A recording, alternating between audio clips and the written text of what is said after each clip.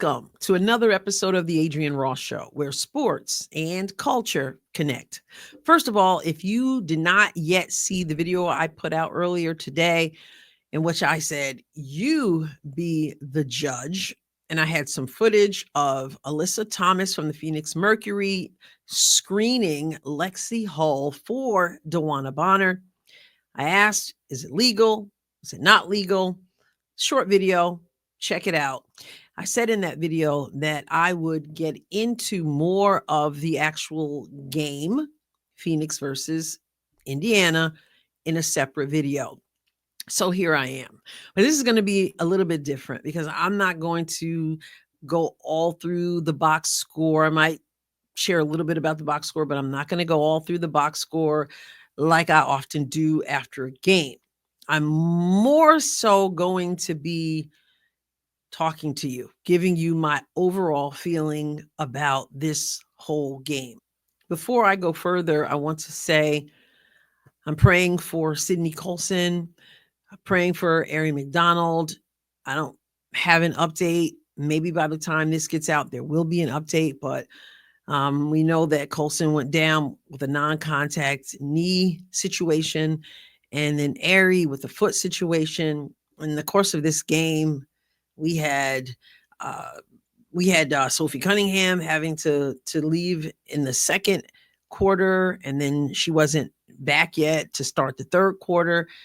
And I guess we had Howard hit in the head. Of course, Sophie has a black eye or red eye or whatever you want to call it. So let's talk. Mercury 95, Indiana 60. I'm going to start with this. If you know me at all, you know I'm a competitor. I'm not a quitter. I don't care if I'm playing, if I'm coaching. I'm a no quit kind of person. I'm not trying to quit. I want to compete from end to end. But I have to say that as I watched this game, I found myself thinking, and then I said, and others were agreeing, that there's a part of me that believes that if I'm in this situation and I'm the coach of this team, I'd want to just say, we're out of here. Mid-game, out of here. And I know that sounds horrible and it sounds like a quitter. And like I said, that's not generally how I roll. I'm not even sure that I would do that in a game, but I would definitely be wanting to do that. And I kind of feel like it needs to be done it needed to be done in that game. Again, I mean, ignore me if it's like, well, that's way over the top. I get it. It may very well be, but that's just how I felt. This did not feel like a basketball game. Now, somebody already in the comments says something about, are you going to blame the referees? My response in my head is, are you not? And if you're not, pay better attention, learn a little bit of something about what basketball is supposed to look like, and then we can come back and have a conversation. A friend of mine who's just recently started watching the WNBA, we were talking on the phone after the game, and she's like, I'm a novice to the WNBA. But even I could tell that this is not what basketball is supposed to be.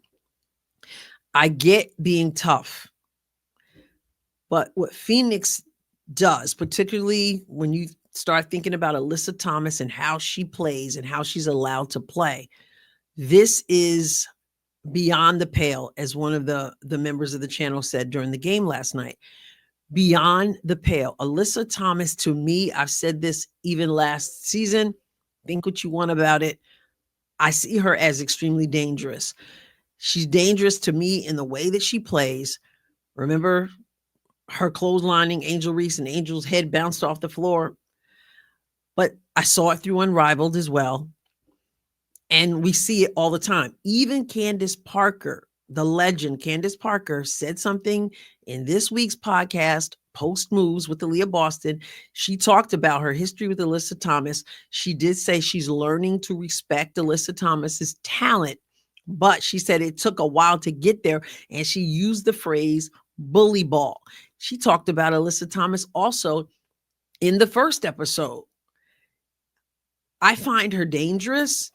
Not only is the way she plays dangerous, it's the way she's allowed to play, the things that she's allowed to do. I just did a video about the screening on Lexi. That's mild compared to what she does. I call her a Mack truck. And I'm not just talking about the physicality that they all boast about. I'm just saying the manner in which she plays, I find dangerous. And I feel like it doesn't get called. And I get the feeling that people are scared of her. I just can't figure out why she gets away with so much.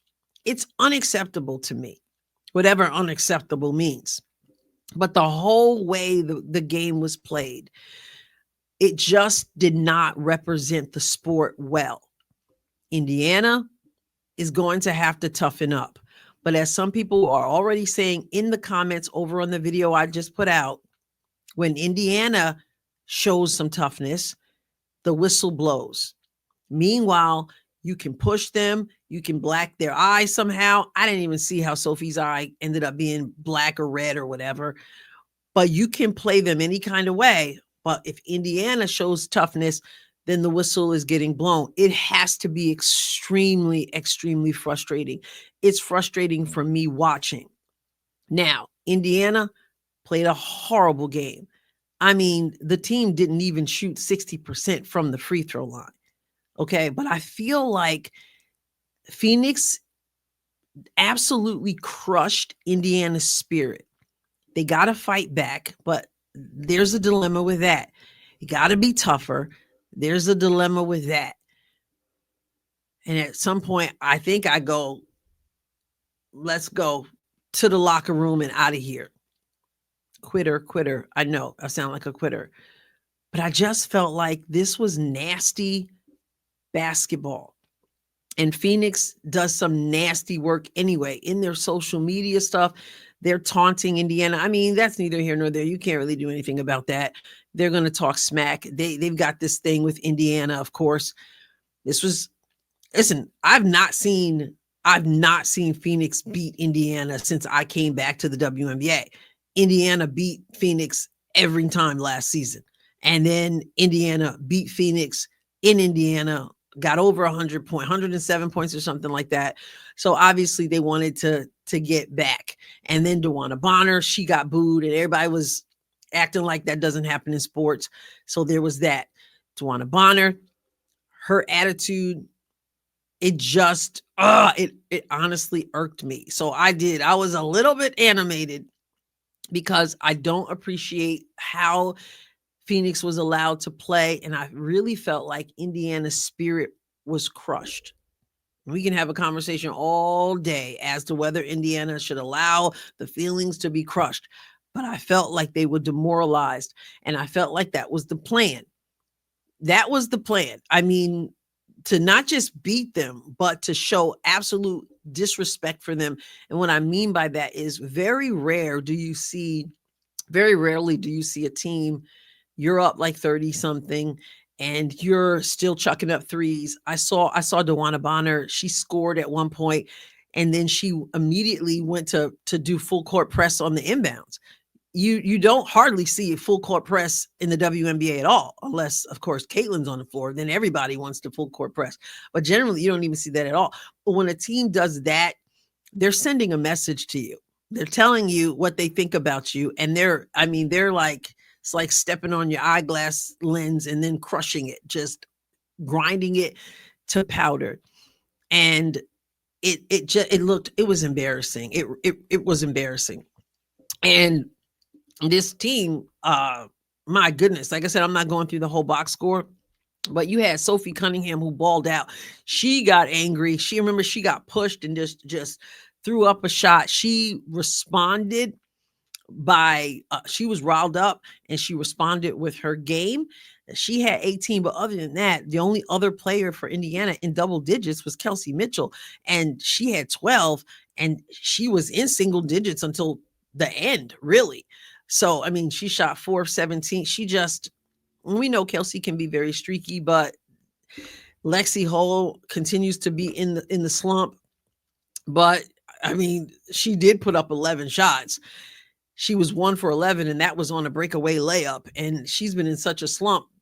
We said in the chat, we were like, "Oh my goodness, I hope she makes the layup," because oh my, the I know the confidence part can be a problem, but she just took a whole lot of shots, and I have a feeling. And we start at one point at certain point in the live stream, it was like it was so ridiculous that all, and we were so angry at one point and just so upset with the officials, with the way Phoenix was playing, with the way Indiana was playing, that at one point it was like, what you gonna do? We just started laughing about certain things.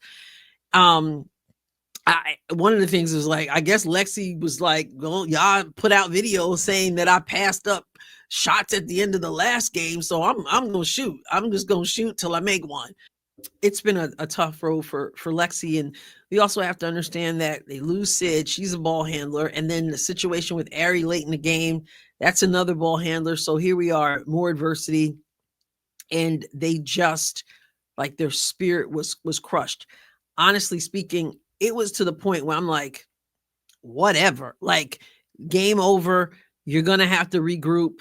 Next game comes up on Saturday, and you just ball, because at that point it was just like whatever. I mean, I was less bothered by the score, although it was embarrassing.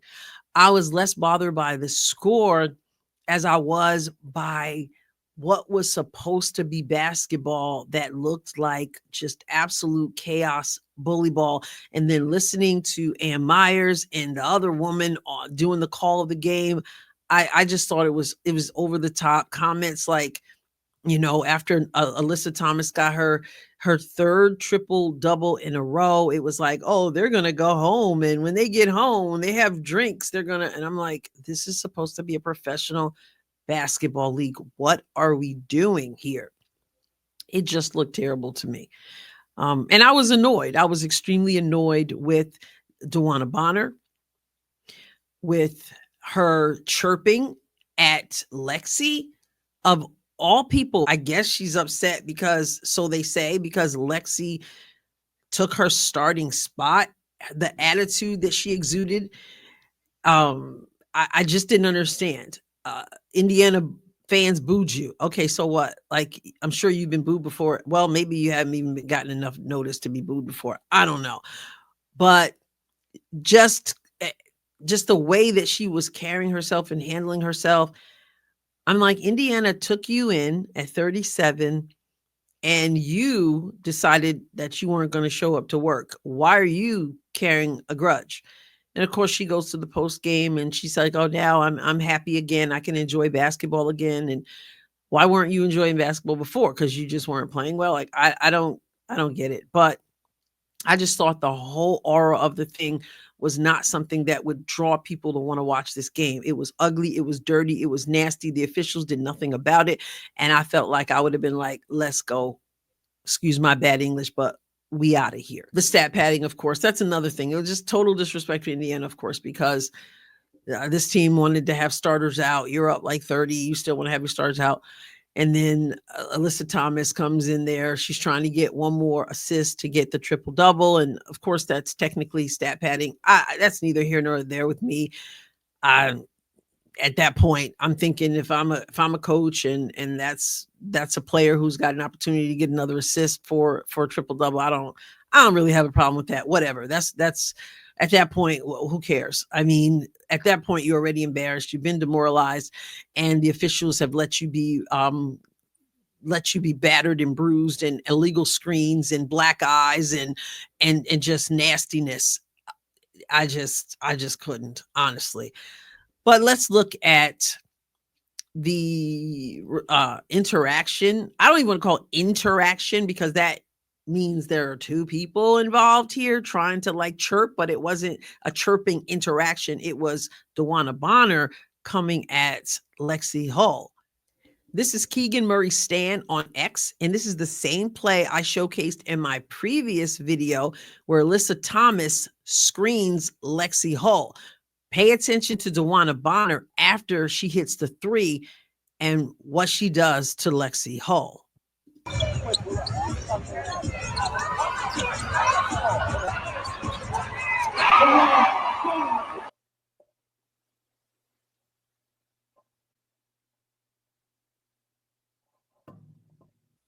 We'll look at it slower.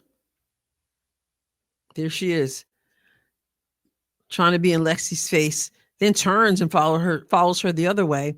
And some people have said that when you read her lips, it looks like she calls her bum. I don't know what she says, but I could see how they would get that from what they see from her mouth. I don't know what she said, but whatever she said, it was unnecessary. And why? Why? Now, Sophie also got a little chippy, and we're going to go to AK on X and see what happened there. And then take a good look at her face. And Sophie knows that doesn't want to create anything more. A little holding on. You think this is becoming a rivalry? Oh, they're letting her have it now. They gave Cunningham a big ovation before the game, but they're letting her have it now. And Logan Jenkins has a close-up of Sophie's face for us. Be that as it may, Sophie Cunningham showed up, 18 points, a season high, 5 assists, and 66.7% from the field. Her field goal percentage was better than Indiana's free throw percentage, which was 53.8.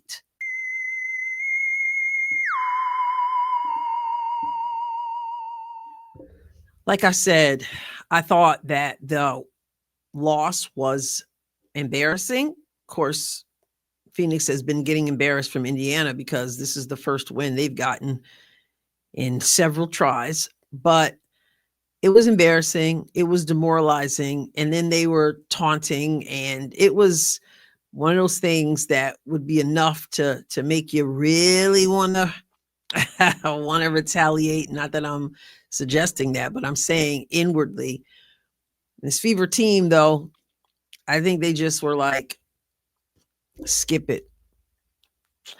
I don't know, but their spirit was crushed. And they get to play this team again.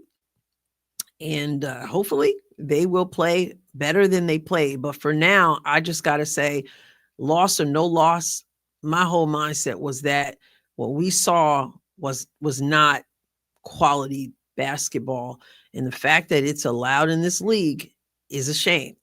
And if you say, oh, Adrienne, it was perfectly good basketball, how dare you talk about the physicality and the officials and all that? You can talk to the hand. Been around the game long enough. What we saw was not the way a game is supposed to go. Now, Indiana are gonna have to toughen up. What that looks like, I don't know, because players on the Fever are not given the same